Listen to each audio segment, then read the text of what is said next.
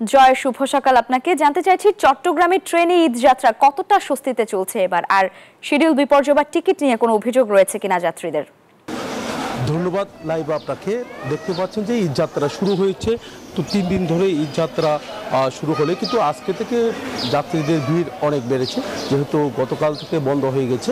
তবে গার্মেন্টস এখনও পর্যন্ত সেভাবে বন্ধ হয়নি, তবে কোনো কোনো গার্মেন্টস বন্ধ হয়ে গেছে, তার কারণে কিন্তু যাত্রীদের ভিড় অনেক বেড়েছে। আমরা একটু দেখানোর চেষ্টা করছি যে পাহাড়িকা এক্সপ্রেস দেখতে পাচ্ছেন যে যথাসময়ে যাওয়ার জন্য যে 7:45-এ ছেড়ে যাবে, সেই যাওয়ার জন্য তাদের যে রেল কর্তৃপক্ষের যে প্রস্তুতি, পুরো প্রস্তুতি তারা শেষ করতে সকালে আরও দুটো ট্রেন কিন্তু ছেড়ে গেছে যথাসময়ে।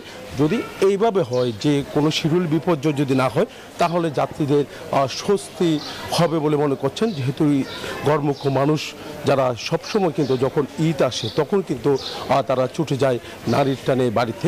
তো আমরা দেখছি এবারে তার কোনো ব্যতিক্রম নেই, তবে আগামীকাল থেকে আরও ভিড় বাড়বে এমন আশা করছেন রেল কর্তৃপক্ষ। তার কারণে রেলওয়ের নিরাপত্তা বাহিনী যারা আছে তারাও কিন্তু তাদের যে প্রস্তুতি, সব ধরনের প্রস্তুতি তারা নিয়েছেন। তারাও নিরাপত্তা, যে যাত্রীদের যেন নিরাপত্তা দেওয়া যায় সেদিকে কিন্তু তাদের মাথায় রয়েছে বলে আমাদেরকে জানিয়েছেন। এখানে অনেকটা স্বস্তি আমরা দেখছি। যাবেন কোথায়? সিলেট। জি। আচ্ছা, কি মনে করেন আসলে ট্রেনের টিকিট কি যথাসময়ে পেয়েছেন? জি পেয়েছি, অনলাইনে টিকিট পেয়েছি। ট্রেনে করে যাচ্ছেন? জি। জি না, কোনো সমস্যা নাই, সুন্দরভাবে যেতেছে।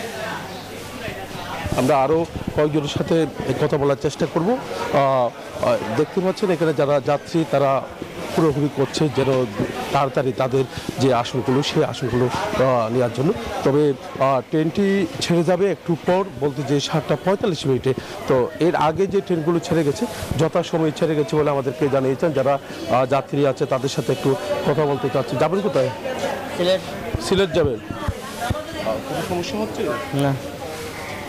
টিকিট পরিবার পরিজনের সাথে ঈদ করবেন? ভালো লাগতেছে।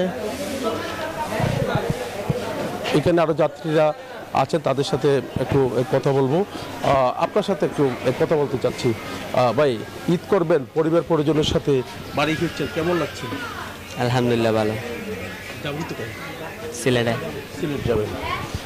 আমরা একটু ট্রেনের ভেতরের বগিতে কিন্তু আমরা ঢুকেছি। দেখতে পাচ্ছেন যে এবার নতুন যে বগিগুলো যুক্ত হয়েছে, তো কালোবাজারিতে কোনো টিকিট যাচ্ছে কিনা সেটা অভিযোগ কিন্তু সবারই থেকে যায়। এবারও কেমন আসলে আমরা একটু আপনার সাথে কথা বলতে চাচ্ছি। টিকিট কি যথাসময়ে পেয়েছিলেন? টিকিট নাই তো, সিট নাই। ও, স্ট্যান্ডিং টিকিট নিয়ে দাঁড়িয়েছেন। দেখতে পাই এখানে কিন্তু অনেকজন স্ট্যান্ডিং টিকিট নিয়েছেন।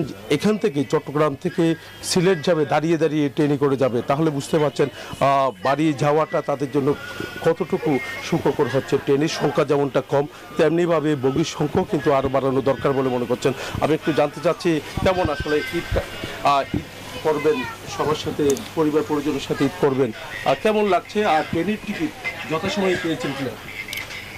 আমি কক্সবাজারে চাকরি করি উপজেলা যুব নোট অফিসার হিসেবে। ট্রেনের টিকিট আমি পাই নাই, স্ট্যান্ডিং টিকিট নিয়েছি 220 টাকা দিয়ে।